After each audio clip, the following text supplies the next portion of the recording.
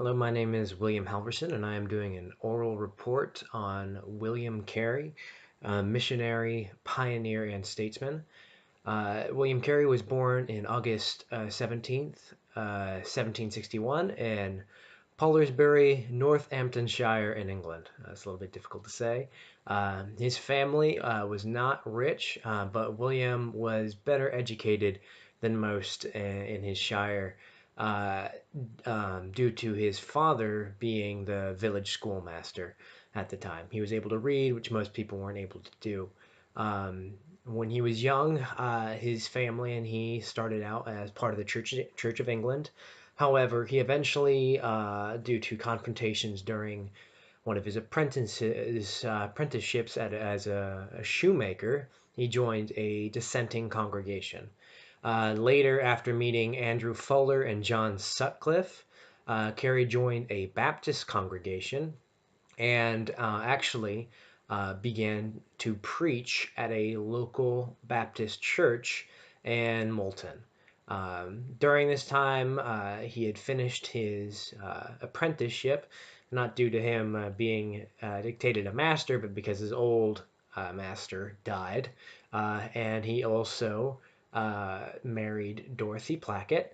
Um, he was also very involved with the study of the scriptures and just words in general. He taught himself many different languages and was always kind of engaged in the study of the word and just in learning in general. Um, this desire to learn and also the prompting of the Holy Spirit pushed him to write an inquiry into the obligations of Christians to use means for conversion of the heathens. It's a long title, but basically it is kind of questioning what is the means, what should the Christian do when it comes to missionary work. It was kind of his first step in that direction of trying to convict others, including himself, to reach out beyond uh, English borders to convert quote unquote heathen. Not long after that, with the help of other like-minded men, he founded the Baptist Missionary Society. This allowed for him to go overseas with his family, except the first time not with his wife, because she was pregnant. They went to Calcutta, India, and there he actually was able to start building of a mission there. Started to translate the Bible into Bengali, and also kind of built the foundations for teaching local people to become pastors. Other missionaries also were sent over their time there, and they did face a lot of problems. Um, there was a lot of family complications. His wife, Dorothy, was not doing well. There was a lot of stress on her. There was also threat from the East India Company, which eventually, after I think 6 years there, made them have to move from Calcutta to Serampore. Um, in Serampore, this is where the book tends to camp a little bit. Uh, Carey did a lot of work. He's known for founding the Serampore College and University, and this is also where he did most of his conversion work as well as his translation work. He, along with two other people, translated the scriptures into around 40 different languages, um, and he actually ended up dying there at that place. He spent most of the rest of his life there in Serampore. Um, the book focuses a little bit on after all of that happened. The book focuses a little bit on kind of the difficulties that Carey faced. Um, One of the biggest one actually happened from within. So he did face a lot of hardships like uprooting of the family, as well as difficulties with the governing bodies of where he was living, shortage of supplies, oftentimes active opposition from locals. However, the biggest struggle that they faced was actually within, from the board of Baptist missionaries from the Missionary Society that he helped found.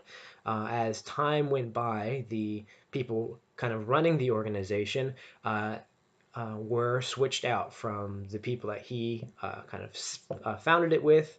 After they died, they were switched out with four newer um, missionaries, newer members, and they didn't have the same vision that Carey did. So there tended to be some butting of heads and some differences in opinions. Um, uh, and so that was actually a pretty big deal for the book. And Carey ended up, because of that, um, uh, leaving the society. And uh, the mission at Serampore became unaffiliated with the convention, the Baptist Missionary Society. Um, that was a big part for him. But interestingly enough, after the book hits on that, it kind of flies through Carey's later life. It flies through the death of Dorothy. It flies through his third marriage and his kind of relaxed years. I guess you would say that when he did a lot of his translation. Um, and then just kind of jumps right onto his death on June 9th, 1834.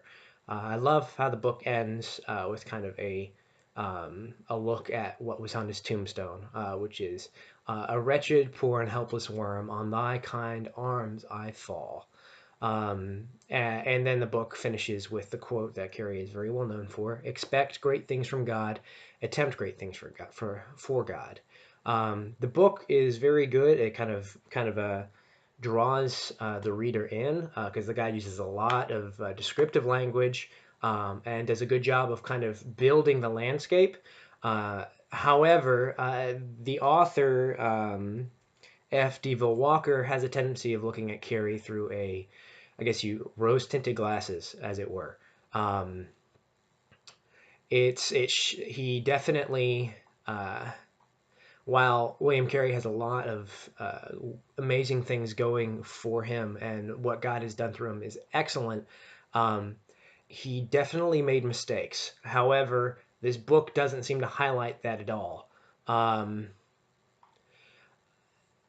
they uh, One of the biggest things that I found interesting was how he kind of jumped over his last three marriages.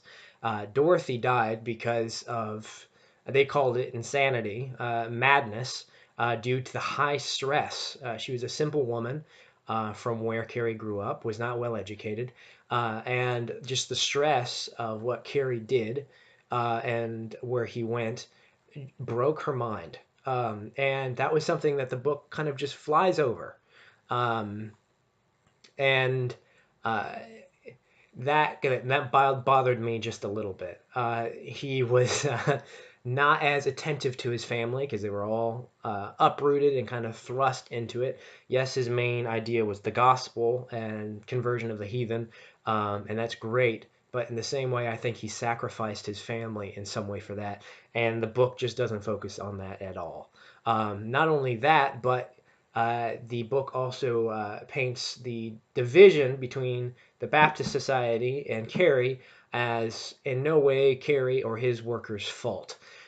Which I don't know much about this story as a whole. I'm guessing that's not entirely the truth. In any disagreement, there are no innocent parties. Um, I just wish there had been a little bit more in depth and being willing to talk about the faults of Carey. I would have made him a little bit more human and not just a perfect example of a missionary. Um, all in all, it is a good book. It does do a good job of kind of a good overview of Carey's life. However, I wish they would have gone a little bit in depth into his what he dealt with personally, his sins, his issues. That way, just making him more human, more relatable. Because I know he did things that weren't perfect, and it would be nice to see that the author recognized that as well. But I believe that wraps it up.